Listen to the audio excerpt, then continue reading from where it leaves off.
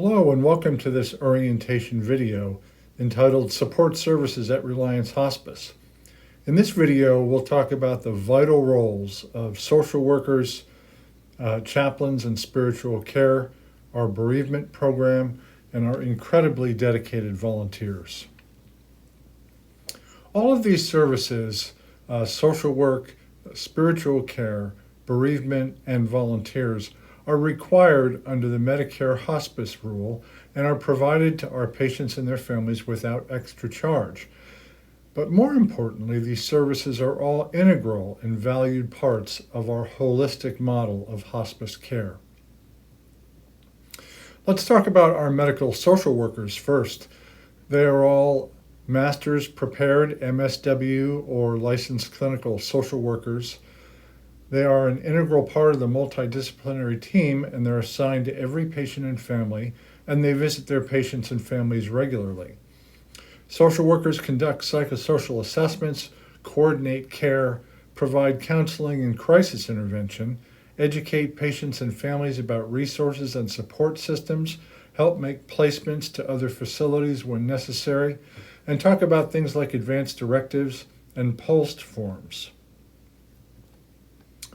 Let's have a look at what medical social workers do in the hospice setting, courtesy of Care Dimensions.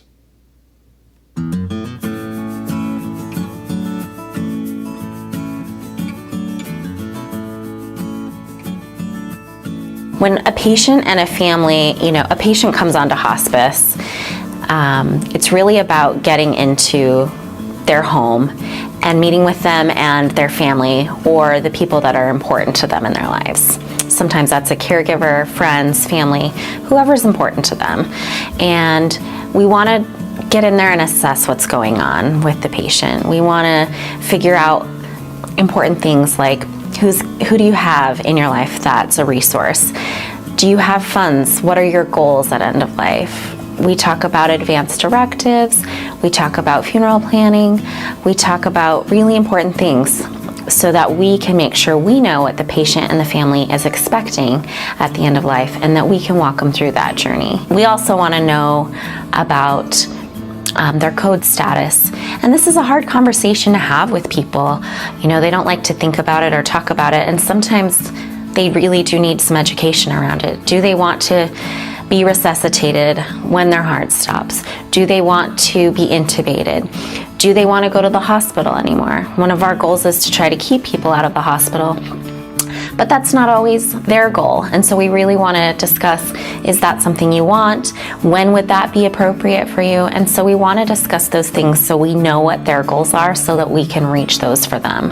One of the things social workers do is we can give very practical resources. We reach out to these agencies that cover certain towns so that they can provide home health aid, personal care, grocery shopping, Meals on Wheels, so sometimes we can connect people that way. And the social worker's role is to understand who the patient is and who were they before they were ill, who they were in their family, and helping loved ones with those conversations, helping them to share those memories, share those stories is such an important part of the grieving process. People don't think there's hope at the end of life, but it's actually a very hopeful time because in sharing those stories, they can help feel more connected. And so a lot of times, if somebody has been taking care of their loved one for a long time, they feel very isolated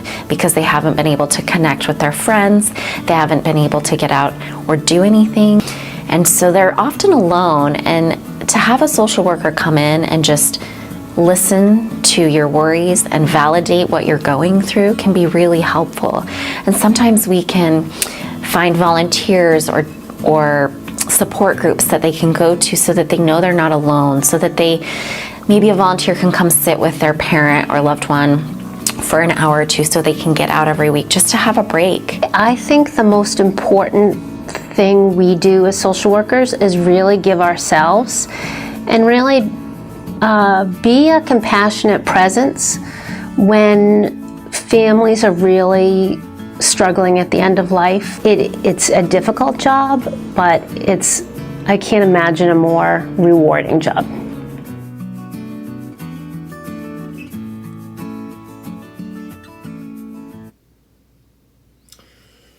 Let's move on to the role of our spiritual care counselors.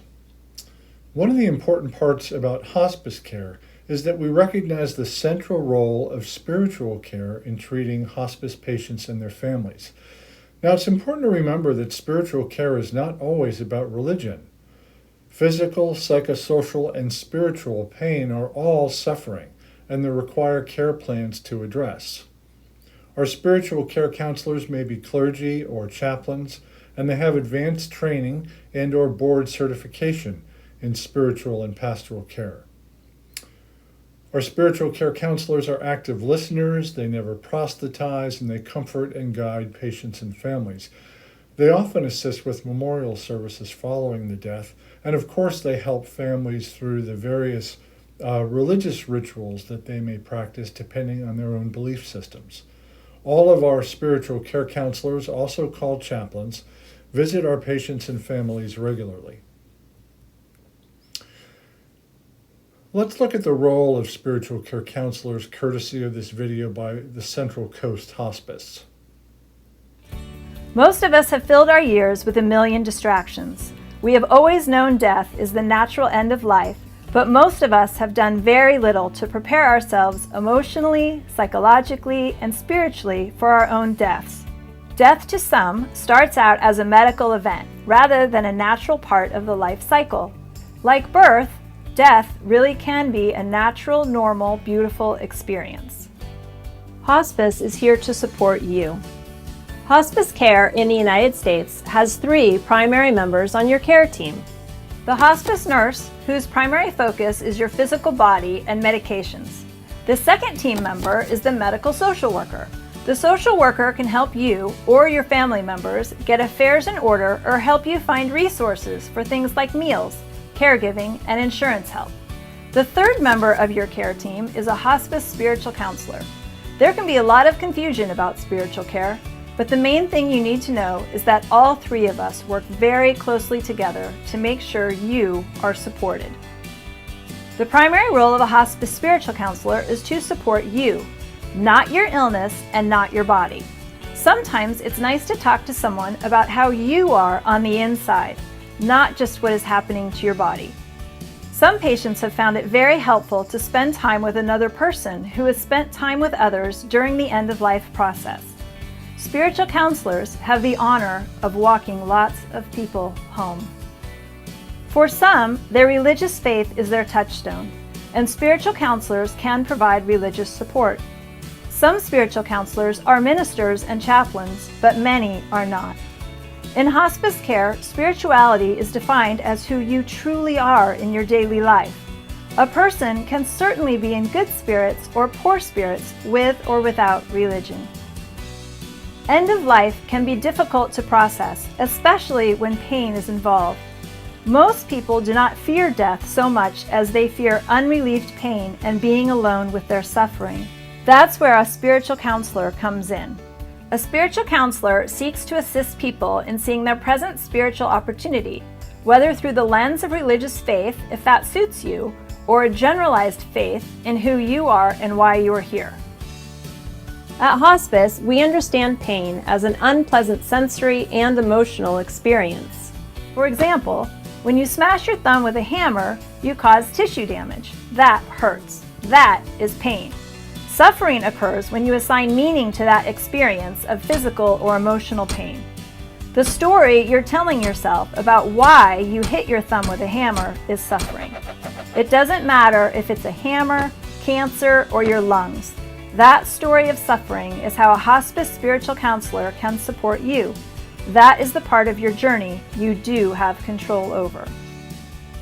The primary focus of a hospice spiritual counselor is to help people navigate through their suffering. There is always healing there.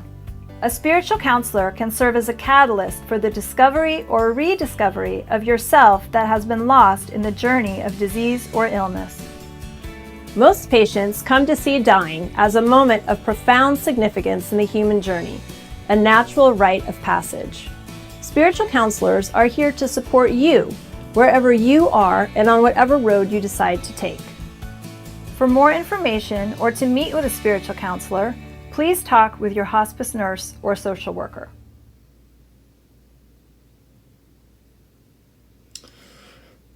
Now let's move on to our bereavement services program. And once again, bereavement services is a required core service under the Medicare rule. It must be made available to survivors of our patients for up to 13 months after the death of the patient. Assessment for grief and bereavement needs begins at the time of admission and is ongoing. Per the Medicare rule, our program is directed by a trained and experienced counselor. Our services are all made available to our healthcare facility partners like assisted living facilities and skilled nursing facilities. And all of our services reflect the individual needs of the bereaved and is based on their own individual plan of care. Our program here at Reliance includes one-on-one grief support and counseling, support groups, regular mailings and other kinds of resources, and special events such as our annual memorial service. Here let's hear from Centara Hospice Services about the role of the bereavement program in hospice.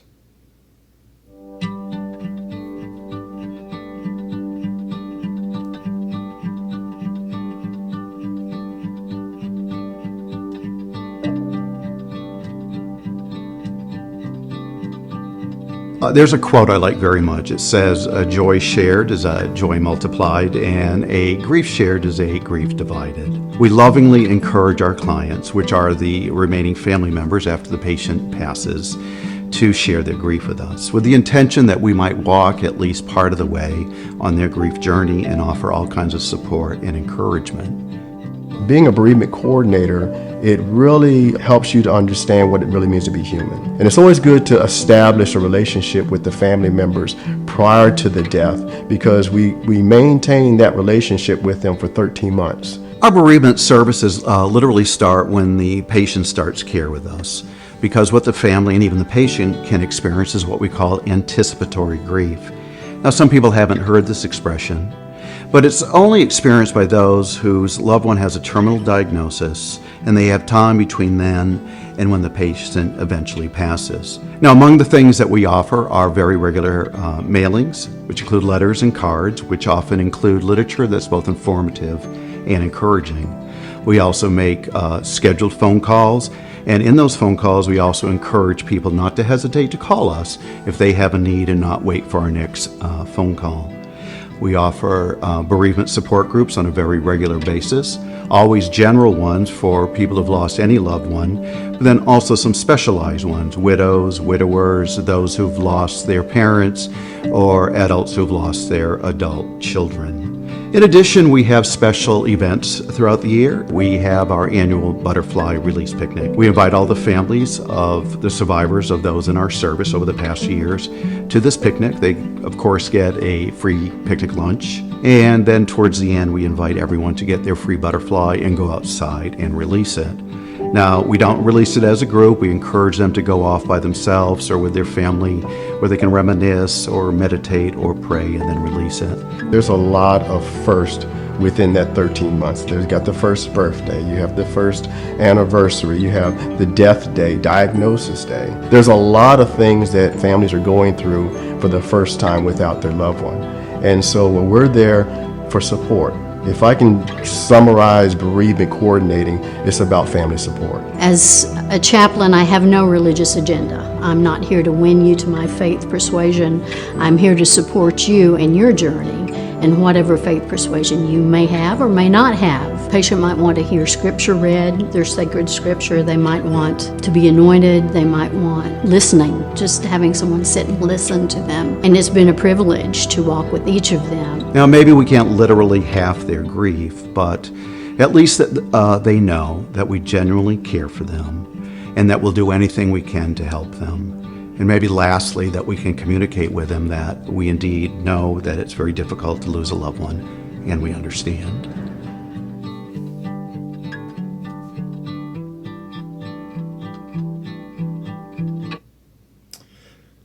finally, let's talk about the Volunteer Services Program here at Reliance Hospice. Once again, the Hospice Medicare rule has very specific requirements around the recruitment, retention, and use of volunteers in office and patient care settings. But most importantly, and I can't emphasize this strongly enough, having a volunteer program provides opportunities for people to achieve a lifelong goal. Many people, especially those who have been themselves helped or affected by a hospice experience, want to be able to give back again as a hospice volunteer. Now, Reliance uses volunteers in office support roles for making bereavement calls and visits, for patient assignments for visits in their home, and for holding vigil with patients in their last hours, especially with our facility partners where our patients might not have family present.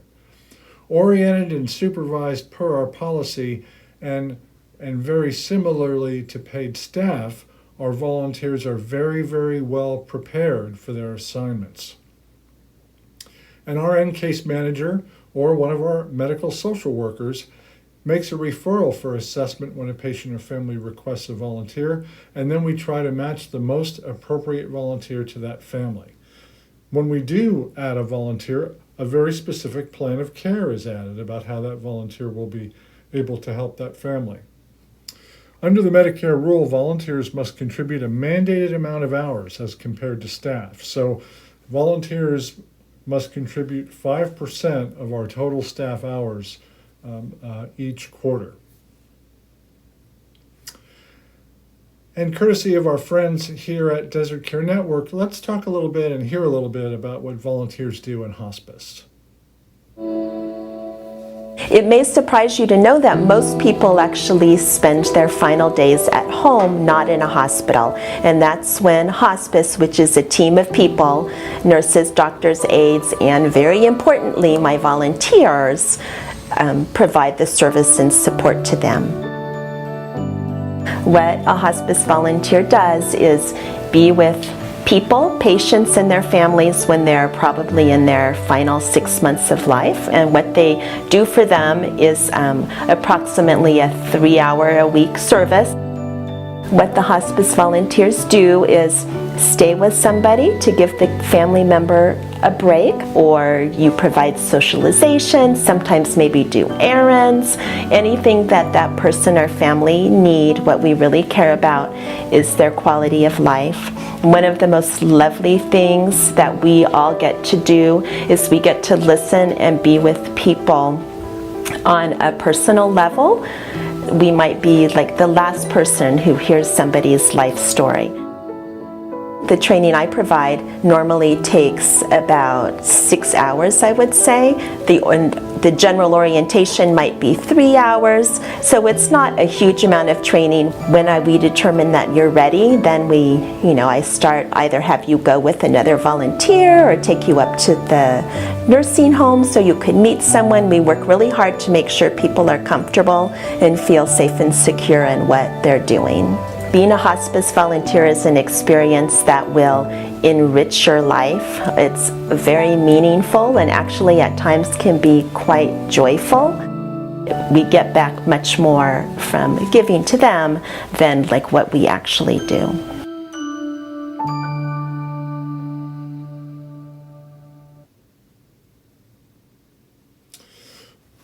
As we finish this orientation presentation about the support services of social workers, chaplains, spiritual care, bereavement services, and volunteers, I think it's also important to point out that these important services are also available to each of you. They're available to our staff. We want to make sure that you're well supported, that your emotional and spiritual needs are being met as you do this difficult work. So please don't hesitate to reach out to your colleagues here at Reliance for help if you feel like you need it. I also would like to encourage you to reach out to the manager of support services or to any of the other management team if you have questions about these roles, or if you'd like to engage any of these services with your patients that you're taking care of. Finally, in each of these areas, you'll have the opportunity to spend time or do a ride along with the professionals associated with that area.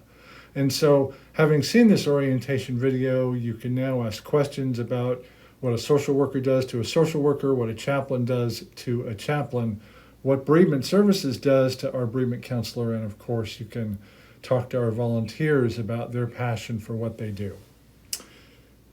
Thank you for listening to this orientation video, and we hope you have a great, wonderful time and career with us here at Reliance Hospice.